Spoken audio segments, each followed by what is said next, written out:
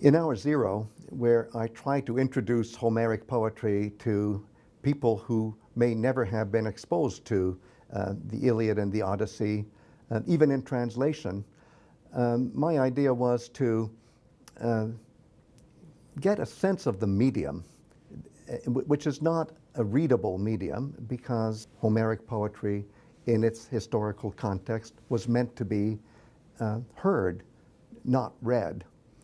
And there are various ways of describing it. Call it oral poetry or call it a very specialized kind of oral poetry. But the important thing is that we as modern readers just don't get the medium. And so I thought before we get into hours 1 through 24, it would be important to do some kind of big, grand, cover everything introduction.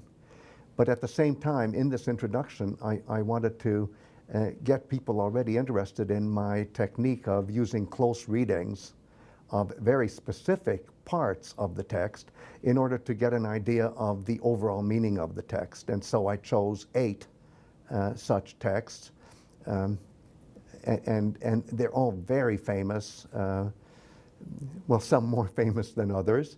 As with the 24 hours, I number these sample texts by letters of the alphabet, so it's texts A through H.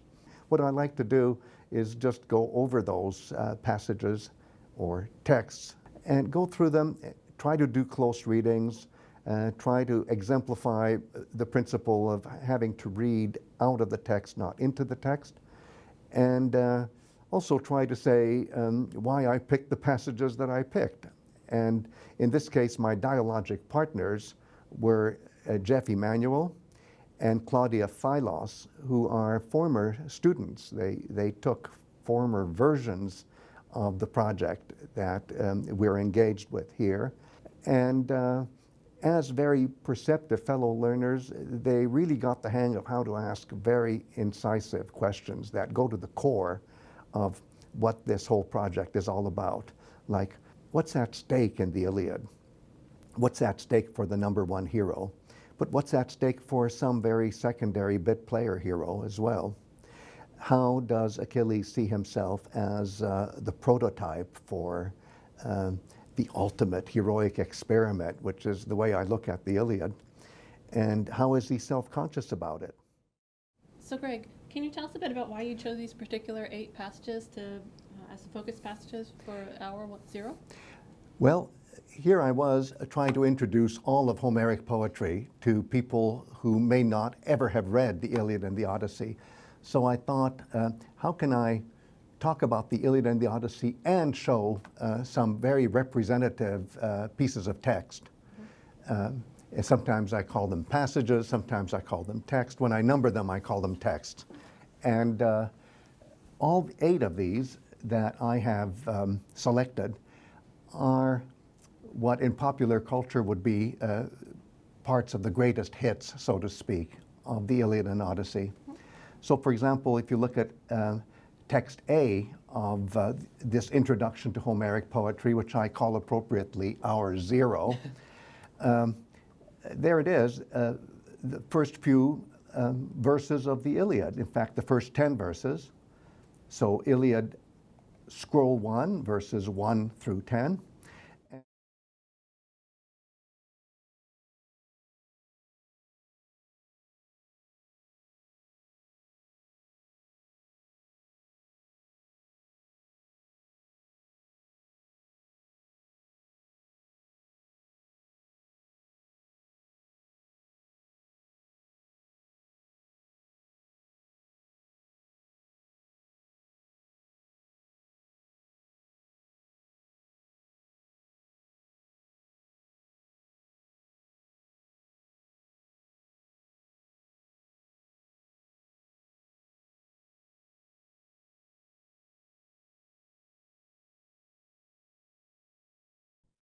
I try to replicate in my translation the fact that the very first word of the Iliad is mēnis, which means anger, a special kind of anger, a cosmic anger. We'll talk more about that.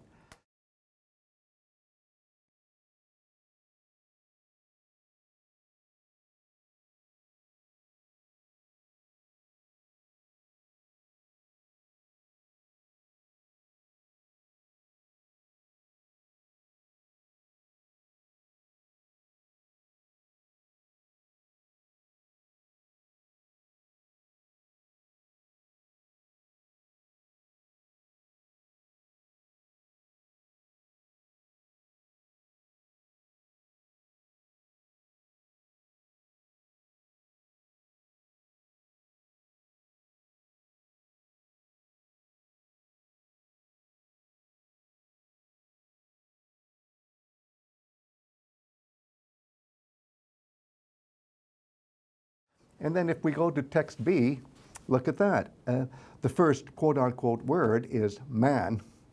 All right, in English you have to say the man, but in the original Greek, andra, the man, and that's the subject of that epic, just as the subject of the Iliad is the anger of Achilles, the subject of the Odyssey is the man who is Odysseus. So there you are. That's why I chose text B to be the first few verses of the Odyssey.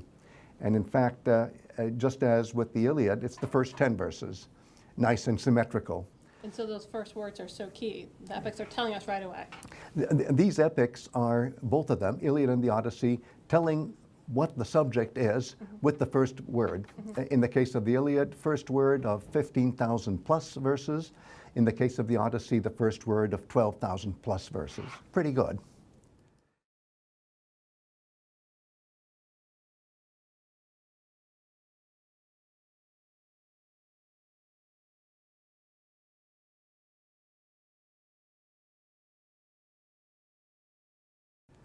Now, look at text C for hour 0.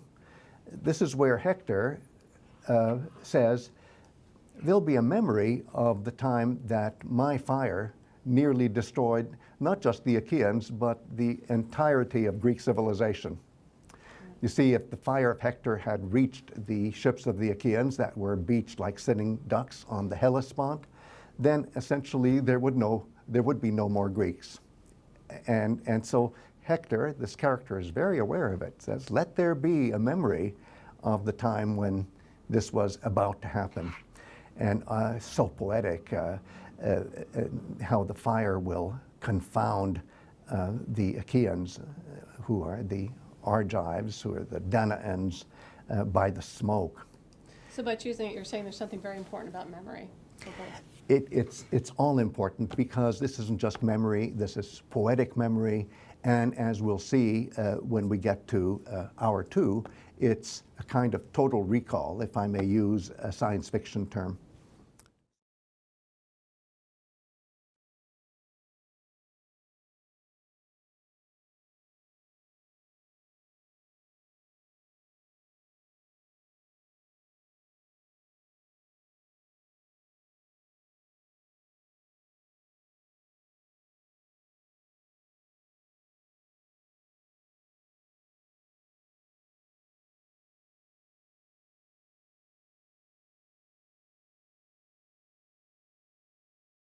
Let's go to text D of hour 0, which is where Thetis, the mother of Achilles, is speaking. And she's not just speaking in terms of the medium, she's actually singing a song of lament. And we'll talk a lot more about lament later. But I love the fact that as she is lamenting Achilles, who's not even dead yet, she is comparing him to a tender young shoot or seedling. And I'm pretty deliberate on why I use not just the translation seedling, but also shoot for imagining the hero as a beautiful young plant. Okay? So there it is, and even the specifics of the language that she uses, Thetis uses in her Song of Lament for Achilles is not even dead yet. Some of the specific language like anedramen, which I translate as he shot up, is a kind of violent vegetal activity that you would associate with mutant phenomena, not necessarily natural phenomena. Sure, a growing plant is natural, but this is an unnatural growth. It's just so much quicker and so much more vibrant. So we're going to be thinking about what's natural and what's unnatural? Very much so. I try never to use the word supernatural.